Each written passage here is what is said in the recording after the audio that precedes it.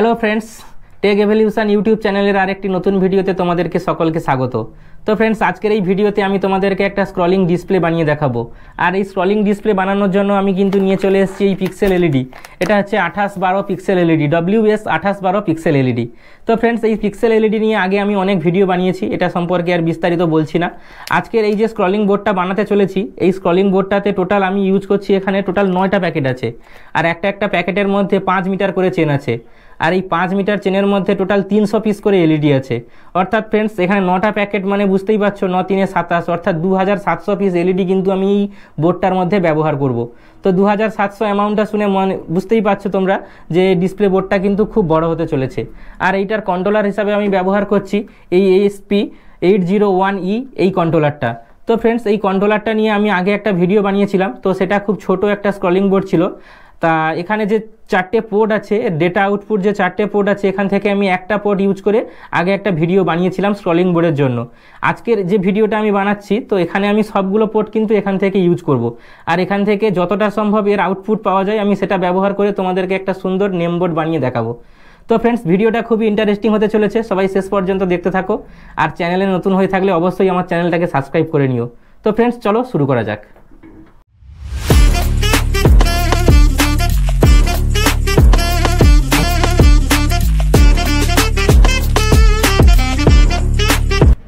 তো friends, display বানানোর জন্য আমি প্রথমেই নিয়ে নিয়েছি এই এত বড় সাইজের একটা ফাইবার সিট। আমাদের বাড়িতে যে জানলা হয়, সেই জানলাগুলোতে যে সিটগুলো ব্যবহার করা হয়, এগুলো কিন্তু সেই ফাইবার সিট। আর এটার সাইডটা হচ্ছে 2 ফুট আর এর উপরের দিকটা হচ্ছে 5 ফুট। অর্থাৎ সাইজটা দেখে বুঝতেই পারছো ফ্রেন্ডস, আমার ডিসপ্লেটা কিন্তু কত বড় হতে চলেছে। এরপরে আমি নিয়ে নিচ্ছি এই পিক্সেল এলইডি স্ট্রিপগুলো। এই স্ট্রিপগুলো আমি কাটবো আর এগুলোর উপরে কিন্তু চিপকাবো। তো এটাকে কাটার সময় আমি কিন্তু 30টা করে কাটবো, 30টা করে পিক্সেল হিসাব করে এই চেনটা থেকে কেটে নেবো। এইভাবে টোটাল আমার 90টা লাগবে। 30 × 90 = কিন্তু 2700 পিস হচ্ছে। টোটাল আমি 2700 পিস এই পিক্সেল দিয়ে এই ডিসপ্লে বোর্ডটা বানাতে চলেছি। তো চলো ফ্রেন্ডস, আগে এগুলোকে কেটে নিই, তারপর এগুলোকে এর উপরে চিপকাবো।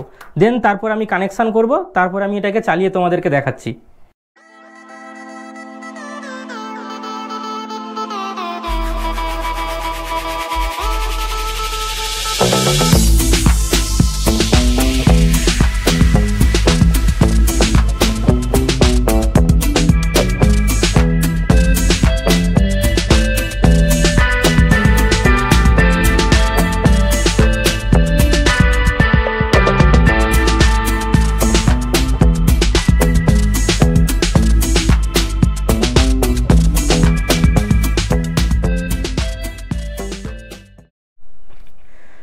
তো ফ্রেন্ডস, আমাদের এখানে 2700 এলইডি ভাবে কিন্তু চিপকানো হয়ে গেছে।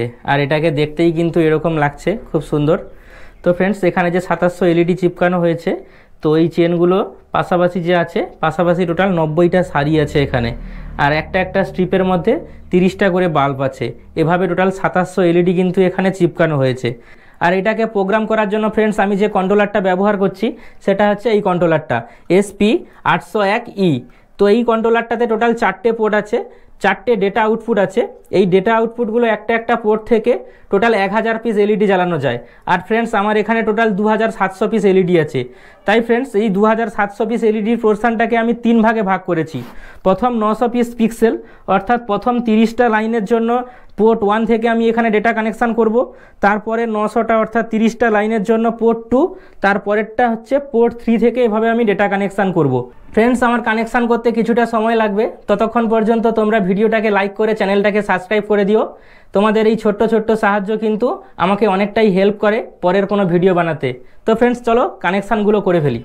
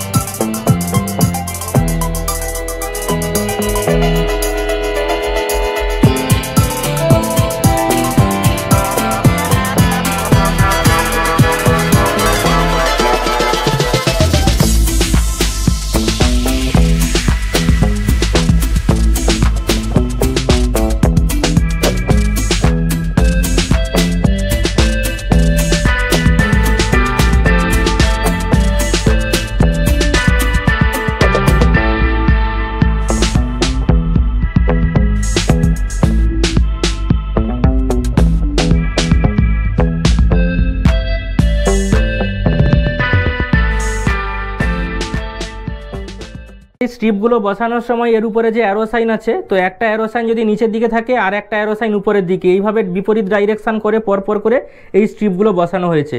তো ফ্রেন্ডস এখানে টোটাল 90টা পরপর করে এরকম চেন লাগানো আছে এখানে।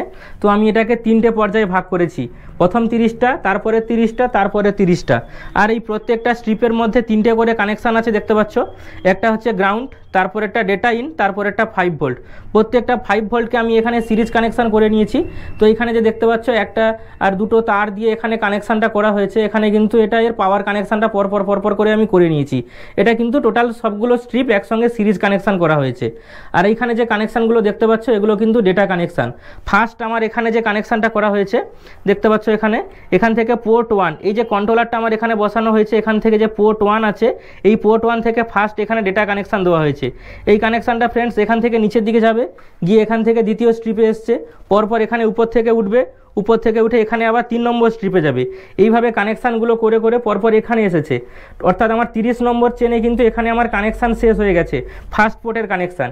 এখানে কিন্তু আবার আমি এখানে ডেটা কানেকশান দিয়েছি 2 নম্বর পোর্ট থেকে। এখানে 2 নম্বর পোর্ট থেকে ডেটা কানেকশান আর 5 ভোল্ট ইনপুটও এখান থেকেও একটা দেওয়া হয়েছে। তো এটাও পরপর ফ্রেন্ডস এখানে নিচের দিকে যাবে, পরপর সেকেন্ড চেনে এসছে, সেখান থেকে আবার উপরের দিকে দিয়ে আবার 3 নম্বর চেনে গেছে। তো ফ্রেন্ডস এইভাবে এখানে 2 নম্বর পোর্টের কানেকশান দেওয়া আছে।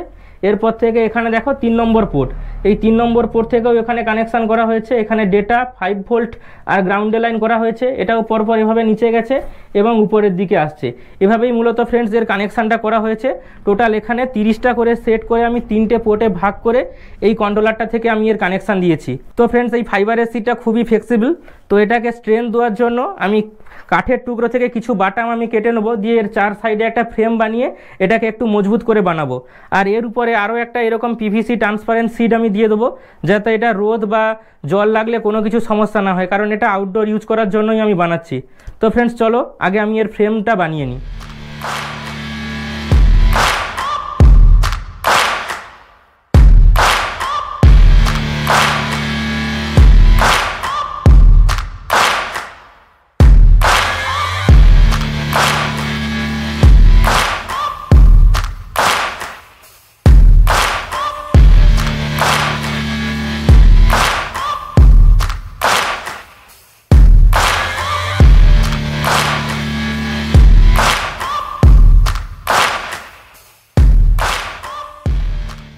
ফ্রেন্ডস আমাদের এই ডিসপ্লেটাকে মজবুত করার জন্য আমি চারধারে এই কাঠের টুকরোগুলো দিয়ে একটা এরকম স্ট্রাকচার বানিয়ে নিয়েছি।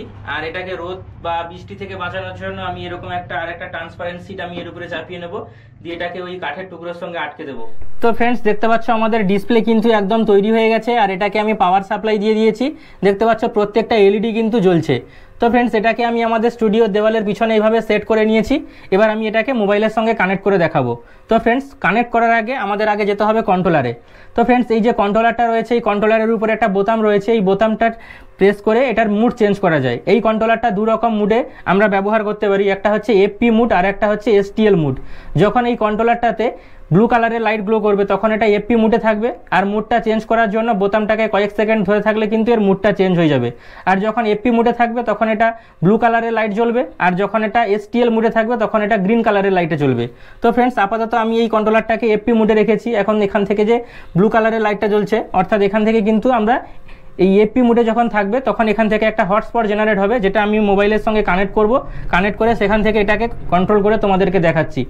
তো ফ্রেন্ডস আমি মোবাইলের স্ক্রিনে চলে যাচ্ছি এবারে। তো এখান থেকে আমি অ্যাপ ডাউনলোড করব, তারপর তোমাদেরকে এটা কন্ট্রোল করে দেখাচ্ছি।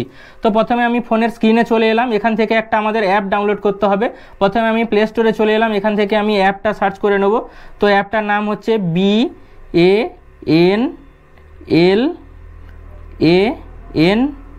BANLANX। তো এই নামেই এই অ্যাপটা রয়েছে ফ্রেন্ডস। তো আমার অ্যাপটা অলরেডি ইনস্টল করা আছে, আমি এটাকে ওপেন করে নিলাম। তো অ্যাপটা ইনস্টল করার আগে আমাদেরকে আরেকটা কাজ করতে হবে।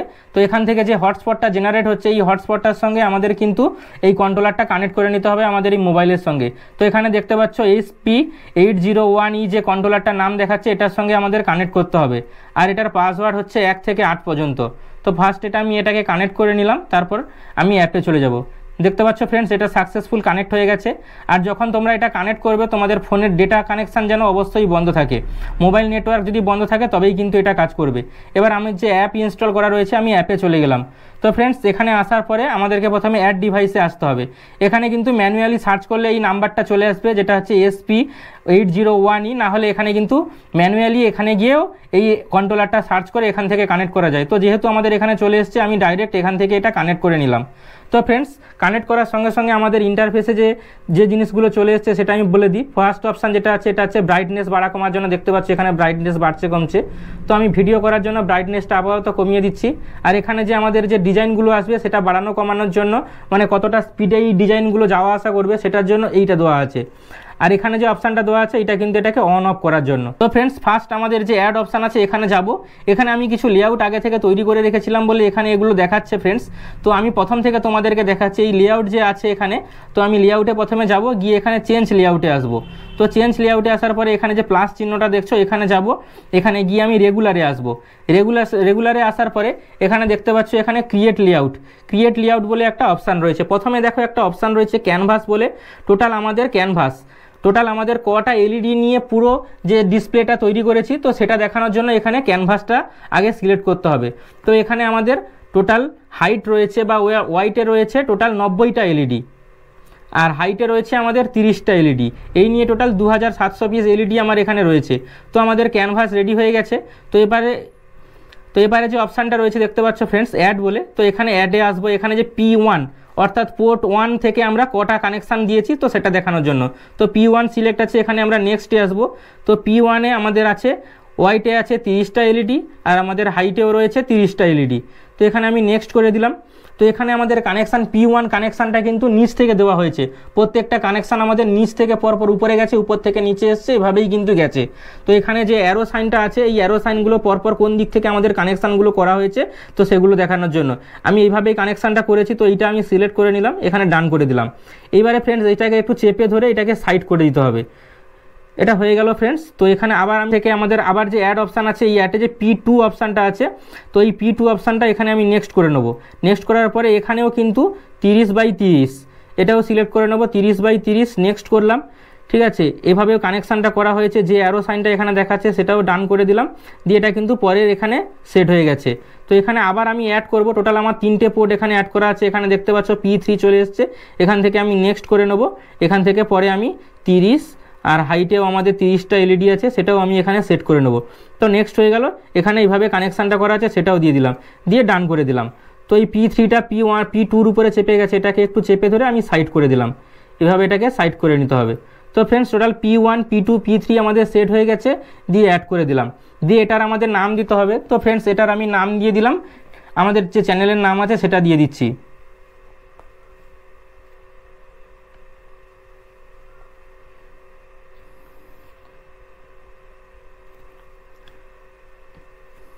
তো ফ্রেন্ডস আমাদের এখানে লেআউট তৈরি হয়ে গেছে। তো এখানে দেখতে পাচ্ছ লেআউটটা কিন্তু আমাদের তৈরি হয়ে গেছে। তো এবারে দেখতে পাচ্ছ এখানে অনেকগুলো রেগুলার এফেক্ট আছে। তো এগুলো পরপর করে আমি তোমাদেরকে দেখাচ্ছি। আগে একটু ব্যাকে চলে যাই। এখানে দেখতে পাচ্ছ এই যে দুটো অপশান আছে। ঠিক আছে, এখানে আগে আমাদের সিন ক্রিয়েট করতে হবে, তারপর আমাদের প্লেলিস্ট সাজাতে হবে। তো সেগুলো কিভাবে করতে হবে আমি পরপর তোমাদেরকে দেখিয়ে দিচ্ছি। এখানে অ্যাড অপশানে এলাম, এখানে যে রেগুলার এফেক্টগুলো আছে তো এখানে দেখতে পাচ্ছ অনেকগুলো রেগুলার এফেক্ট আছে যেগুলো এই স্ক্রিনে আমরা চালাতে পারি। তো একটা আমি তোমাদেরকে চালিয়ে দেখাচ্ছি। ধরো সাপোজ আমি এটা চালালাম, তো এটা কিন্তু স্ক্রিনে এইভাবে কাজ করছে এটা। তো এখান থেকে যদি আমি এই রেকর্ডটা আমি এটা যে আছে এই যেটা চলছে এখানে আমাদের মোবাইলের স্ক্রিনে, এটা যদি আমি ডিসপ্লেতে চালাতে চাই তো এখানে আমাদেরকে এটা রেকর্ড করে নিতে হবে। তো রেকর্ড করার জন্য প্রথমে আমাদেরকে একটা নাম দিতে হবে। ধরুন এটা 1 নম্বর নাম দিলাম, দিয়ে এটাকে রেকর্ড করে নিলাম। এটাকে রেকর্ড করে দেওয়ার পরে এটা কিন্তু আমাদের কন্ট্রোলারের ওখানে সেভ হয়ে গেছে। তো ফ্রেন্ডস এভাবেই কিন্তু এই এফেক্টগুলো চালানো যায়। এটাকে ডান করে দিলাম। ধরো আমি অন্য কোনো এফেক্ট আমি দেবো, এখানে আবার একটা এফেক্ট আমি যদি অ্যাড করতে চাই তো এখান থেকে আমি অন্য কোনো এফেক্ট আমি বেছে নিলাম, তো সেটা আমি এখানে চালাতে পারি। ধরো এই এফেক্টটা এটাও আমি রেকর্ড করে নিলাম। এটাকে রেকর্ড করার জন্য এটাকে নাম দিলাম আমি 2, এটাকেও রেকর্ড করে নিলাম। তো ডান করে দিলাম। দেখো এই এফেক্টটা কিন্তু এভাবে সুন্দরভাবে এখানে চলছে। তো এভাবে এটাকে রেকর্ড করতে হয় এবং এভাবে এগুলোকে চালাতে হয়।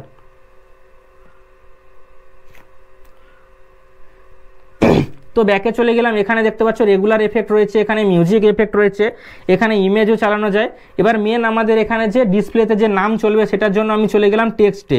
তো টেক্সটে ফ্রেন্ডস এখানে হ্যালো লেখা রয়েছে, আমি এটাকে কেটে দিলাম। তো ফ্রেন্ডস এখানে কিন্তু বাংলা লেখাও দেওয়া যায়।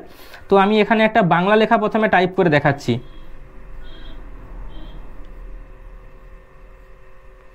প্রথমে লিখলাম ওয়েলকাম, এটা ইংরেজিতে আসছে, এটাকে আমাকে বাংলা করে নিতে হবে।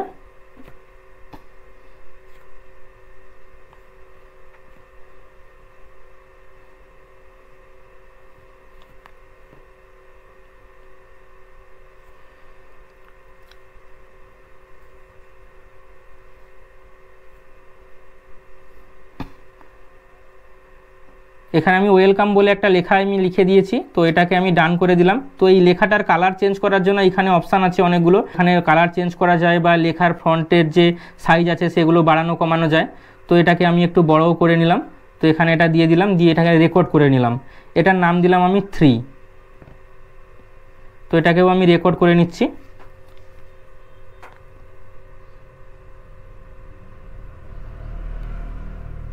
তো ফ্রেন্ডস দেখতে পাচ্ছ লেখাটা কত সুন্দর আমাদের বোর্ডে কিন্তু পরপর করে আসছে। ফ্রেন্ডস এখানে আমি একটা ইংরাজি লেখা নিয়ে নিয়েছি। তো এটাকে আমি এভাবে লাল কালারে লিখেছি, এটাকে কালার এভাবে চেঞ্জ করা যায় এখানে এসে। তো কালারটা আমি একটু চেঞ্জ করে নিলাম, গ্রিন করে নিলাম এখানে। তো এবারে ফ্রেন্ডস এর সঙ্গে কিন্তু অনেকগুলো লেয়ার যোগ করা যায়। তো সেটাই এখানে অ্যাড লেয়ারে এসে এখান থেকে কিন্তু এরকম লেয়ার যোগ করা যায়। তো লেখাটা আরও সুন্দর লাগবে আমাদের এরকম লেয়ারগুলো যদি অ্যাড করা থাকে এর সঙ্গে। তো দেখতে পাচ্ছ এখানে কিন্তু এইভাবে পরপর করে আসবে। তো আপাতত আমার এইটা থাকছে।